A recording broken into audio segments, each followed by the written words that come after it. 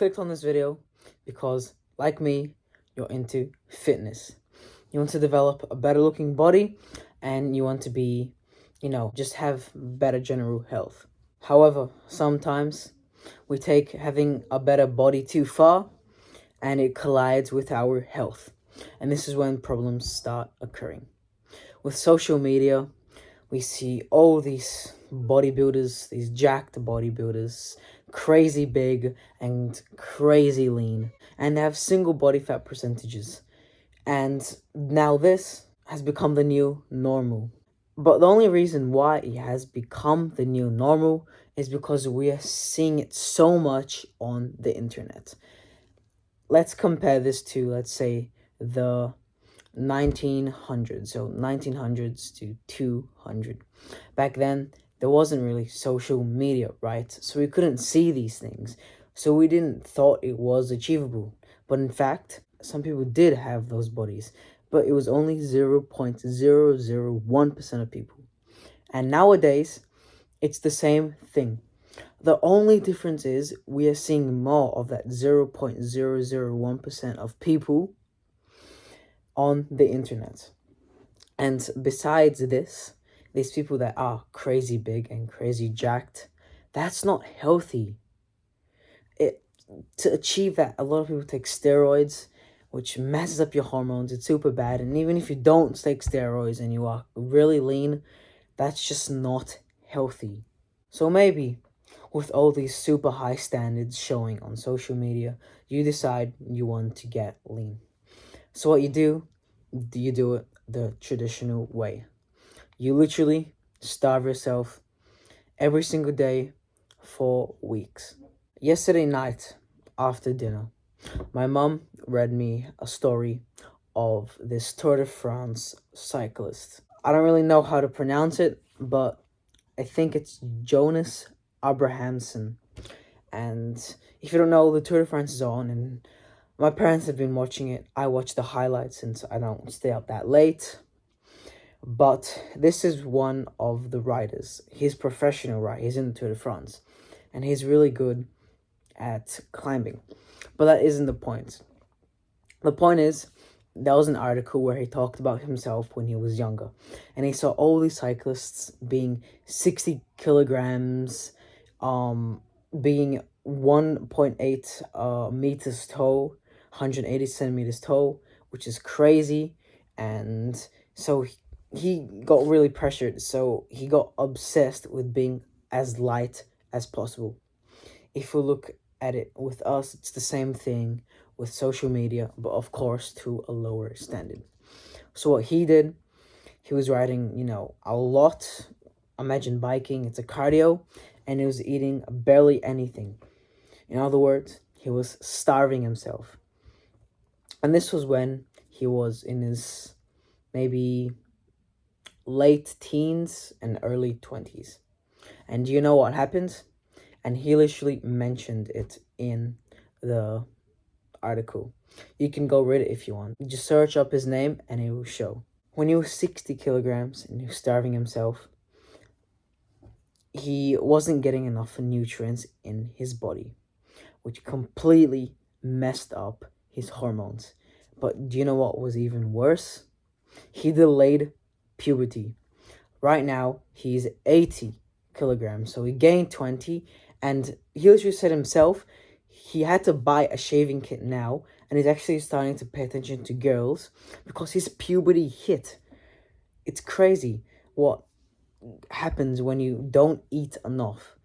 He literally delayed puberty because he wasn't eating enough nutrients. Going back to you, the problem isn't that bad, probably, since you aren't doing what he did, but it still applies to all of us. This trend of reaching single-digit body fat percentages is not healthy or sustainable. What is sustainable, in fact, is maybe being lean, but not to that extreme. Maybe like a 10% to 18% body fat, depending on the person that you are. Maybe you're naturally more inclined to be in the lower percentages, maybe you're inclined to be in the higher percentages. But that doesn't matter. It's based on you. And this is actually sustainable because you're lean, right? So it brings health benefits, but it also doesn't ruin your hormones and your health. It's like a scale. You don't want to be too extreme down the scale, so too lean, or up, which is obese. But anyways, I've talked too much already. I'm not here to talk about body fat percentages. I'm here for the reason why you clicked on this video, the do this instead part. What you want to do is find strategies to stay lean while still being able to eat more. If you are able to stay lean and eat more, then this is when the true benefits start coming. To be lean, it means you have to eat less calories, right? And if you have less calories, it means you have to eat less, obviously. And if you eat less, it means you get less nutrients, so less protein, carbs, fat, and the micronutrients. But if you find a way to eat more, you'll be able to keep, and maximize your hormones and your stuff, because you'll be able to get all those nutrients because you're going to be able to eat more, but still being able to stay lean. And in this way, it is what I was talking about before. It is more sustainable. So what I suggest is to find strategies to boost your metabolism. If you boost your metabolism, then obviously you're gonna be able to eat more while still maintaining your leanness, right? With a higher metabolism, you'll be able to reach your nutrient goals and then let your metabolism burn away all those excess calories. So in relation to your metabolic rate, this is what I suggest. So number one, being lean requires burning calories, right? So that's cardio. But interestingly enough, strength training may burn more calories in the long term compared to cardio. And this is because when you do cardio, sure, it burns an incredible amount of calories instantaneously, right? For example, I went on a 5 kilometer run. It already burns around 400 calories in 25 minutes, which is crazy. But as soon as you stop running, your ability to burn calories will return to normal. It will return to rest mode, right? Whereas with strength training, when you're actually performing the strength training, it doesn't necessarily burn that many calories. If you go hard, it can burn calories, but not, again, it's not that many. But after you finish your strength workouts and you go home, that is when you start actually burning calories. And why? Why do you end up burning more calories after you do strength training than cardio? Well, strength training is key to your metabolic rate since it's linked to muscle mass. When you do some strength training, for example, me in the gym doing a bench press, it creates micro tears in my chest, right? And then when I go home, for my body to actually have the ability to repair those micro tears, it needs more calories. So the more often you create micro tears in your muscles, of course, in a healthy, sustainable way, the more calories you need. And also, in turn, the more muscle you have, the more calories you need to stay alive. So please, don't just do cardio if you're trying to maintain your leanliness or get leaner, but also do a bit of strength training. Now, secondly, eating too little. I have some overweight friends at my school that are trying to lose weight. And I ask them, oh, what is your solution? What are you trying to do? They say that they're eating only one meal per day. Usually, that is dinner. And then I tell them, that if you eat too little, you're going to end up slowing down your metabolism. And that's when they realize they made a mistake. A calorie deficit does help you lose weight, but it's to an extent. If you're not getting enough nutrients, like I've been saying before, and you're not getting enough just energy and calories in general, your body's going to start to think that you're starving. So it will enter starvation mode. And starvation mode is essentially where you slow down your metabolic rate and you burn fewer calories than you would otherwise, right? Obviously, if you look at the psychology of this is because if there is less calories coming into your body, obviously you'd want to try and maintain as many of those calories as possible and those energies, right? Because calories translate to energy. So you'd try to slow down your whole body to slowly burn through those energy, because as soon as you burn through all of them, you're gonna die. And your body obviously doesn't want that. So one mistake that people make when trying to get lean is they eat too little. And the reason why they do this is because they want to see quick progress. If you are quite overweight or you're just trying to lose some fat, you got to do it, like I've said, sustainably and slowly. Don't drop the calorie deficit too much or it will cause problems. And now lastly, and this one's essential, it is sitting too much. At the very start of this video, instead of going through all the introduction, all these points, I should have just listed this one straight away, because this one is the most worthwhile. Sitting down for too much has a number of health implications. And if you believe this, it has a similar risk of premature death. So death not from old age, compared to obesity and smoking. Have you ever heard the term sitting down for too long is the new smoking? Well, it's true. Sitting down for too long can cause cancer, diabetes, heart disease, and way more. And also slows down your metabolism. Oh, but what about me? I do exercise, I'm into this fitness thing that you're talking about. I do exercise every single day, at least 6 times a week for 60 minutes.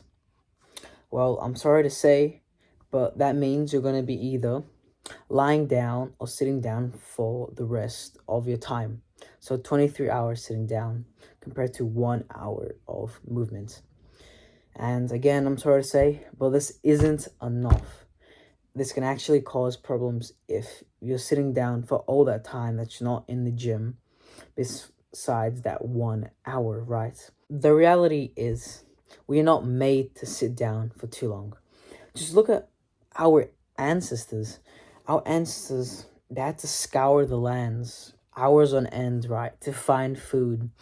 They traveled hundreds of kilometers throughout weeks, months, years, scouring the land, hunting animals, usually starved of food, by the way, and of course, gathering berries to eat. And if we take this reflection from our ancestor days and we look at us, while we're sitting down for so much of our day, because most of our jobs involve sitting down, and the school, sitting down for so long, it can truly ruin us. Now, what can you actually do to solve this? This is going to be a very big oversimplification, because, there's many variables to this, but I would recommend trying to get active and just, it doesn't need to be anything big, just a little walk around your room, your workplace, or whatever, for 5 minutes, at least 5 minutes every hour. If you can do more, then even better. And what made this look like? Instead of driving to work, you walk to work. Instead of taking the elevator, you take the stairs. Instead of emailing someone like a teacher or colleague, you actually walk to them and talk to them in person, and so on. As you can see, many things you can do. And now that I've thought of it, when you have a lunch break, don't just sit there and eat a lunch break. Eat maybe at the very start of your lunch break or at the very end of your lunch break or right before it starts or ends, and then get that lunch break to do some exercise. And it doesn't need to be anything big. And this conscious decision and this strategy that I'm talking about to consistently move more often on the clock is the perfect way to fight off the negatives of sitting down too much, which is, of course, in relation to this video, slowing down your metabolism. But also, take note that I'm talking about metabolism, not energy. Obviously, moving instead of sitting down will burn more energy. But in relation to metabolism, it also has another benefit, which, by the way, you would really like. If you do this correctly, so the getting up after an hour step, and also the other strategies I listed before, like the eating ones and the exercise ones, and maybe some other ones you found out in relation to your metabolism. When you do, in fact, sit back down, let's say you're going to watch a movie with your friends at the cinema, your resting metabolic rate will be higher than your friends. Even though you guys are performing the same activity, which is sitting down, just opening your eyes, watching a movie, you will be not actively, sittingly burning more calories than your friends. Can you see how this is truly a power? So please, this is the way to go. If you boost your metabolism, you can find a way to stay relatively lean while still being able to enjoy food and, of course, get all those nutrients that you need. Now that we've arrived at the end of the video, please subscribe. It means so much to me and it helps me keep making these videos. Comment if you want to learn anything new, video suggestions, just whatever. Leave a comment. Hope this video has helped you gain some knowledge, and stay tuned for the next video. Ciao.